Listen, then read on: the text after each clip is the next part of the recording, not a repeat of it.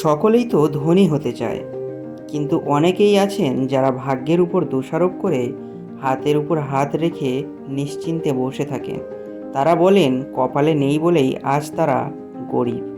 কিন্তু সত্যি কথা বলতে কি, ধনী হতে ভাগ্য প্রয়োজন নয়, ধনী হতে প্রপার প্ল্যানিং আর কিছু ভালো অভ্যাস প্রয়োজন। বিশ্বের সেরা ধনীদের তালিকায় ওয়ারেন বাফেট একটি উজ্জ্বলতম নাম। তিনি নিজে 6টি অভ্যাস পালন করে এসেছেন ধনী হওয়ার জন্য, আর তিনি প্রত্যেক ইন্টারভিউয়ে গিয়ে সকলকেই এই 6টি অভ্যাস পালন করতে বলেছেন, যারা নিজেদেরকে ধনী হিসেবে গড়ে তুলতে চান। আজকের ভিডিওতে সেই 6টি অভ্যাস নিয়ে আমরা কথা বলবো। আসুন শুরু করা যাক। তিনি প্রথম যে অভ্যাসের কথা বলেন তা হলো কখনোই সুযোগ হারাবেন না। অর্থাৎ তার মতে প্রত্যেক মানুষকে সুযোগ সন্ধানী হতে হবে পয়সা উপার্জনের জন্য। ছোট বড় কোনো সুযোগই তিনি ছোটবেলা থেকে কখনোই হাতছাড়া করেননি। তিনি ছোটবেলায় চুইংগাম, সোডা, এমনকি খবরের কাগজেরও ব্যবসা করেছেন পয়সা উপার্জন করার জন্য। তার মতে পয়সা উপার্জন করার জন্য সব সময় সুযোগ খুঁজতে হবে, আর কোনো সুযোগ হাতছাড়া করলে চলবে না। তার দ্বিতীয় ভালো অভ্যাসটি হলো নতুন কিছু জানা এবং নতুন কিছু শেখার আগ্রহ নষ্ট না করা। তিনি ছোটবেলা থেকেই নতুন কিছু জানা এবং শেখার জন্য সব সময় প্রস্তুত থাকতেন। যে ক্ষেত্র নিয়ে এগিয়ে যেতে চান সেই ক্ষেত্র নিয়ে সব সময় জানার চেষ্টা করতে হবে। তার মতে যত বেশি জানবেন আপনি জীবনে তত বেশি ধনী হবেন। তিনি শেয়ার বাজার ইনভেস্টমেন্টের উপর কাজ করতেন, তাই তিনি যখনই সময় পেতেন ইনভেস্টমেন্ট নিয়ে নানান গবেষণা করতেন, নানান নতুন নতুন তথ্য জানতেন। তার তৃতীয় ভালো অভ্যাসটি হলো ব্যয়ের সংকোচন করা।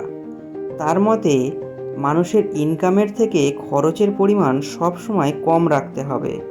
আপনাকে খরচ করতে হবে বুঝে, আর বিশ্বের 99% মানুষ ভুল করে এখানেই। তারা যতটুকু ইনকাম করে অনেক সময় তার বেশিও খরচ করতে লেগে যায়। তার মেনে চলা চতুর্থ ভালো অভ্যাসটি হলো সেফটি ফার্স্ট। তিনি যেহেতু ইনভেস্টমেন্ট লাইনেই ছিলেন, তাই তিনি সব সময় সেফটি খুঁজতেন। কোনো জায়গায় নির্ভরতা না পেয়ে তিনি ইনভেস্ট করতেন না।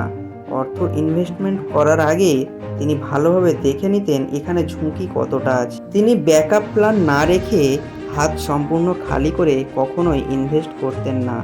ইনভেস্ট মানেই ঝুঁকি, কিন্তু সবসময় মাথায় রাখতেন তিনি ঘুরে দাঁড়াতে পারবেন কি না, এমন ব্যাকআপ রেখে তবেই ইনভেস্ট করতেন। তার মেনে চলা পঞ্চম ভালো অভ্যাসটি হলো লং টার্ম ইনভেস্টমেন্ট। তিনি সব সময় লং টার্ম ইনভেস্টমেন্টের উপরেই বিশ্বাসী ছিলেন। তিনি রাতারাতি বড়লোক হওয়ায় বিশ্বাসী ছিলেন না। ইনভেস্ট শুধু পয়সার হয় না, সেটা সময়েরও হয়।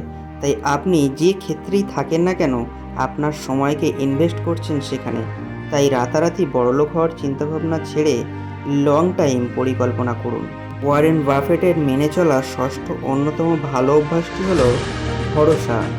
তিনি যেটাই করতেন সেটার উপর পূর্ণ ভরসা নিয়ে তবেই করতেন।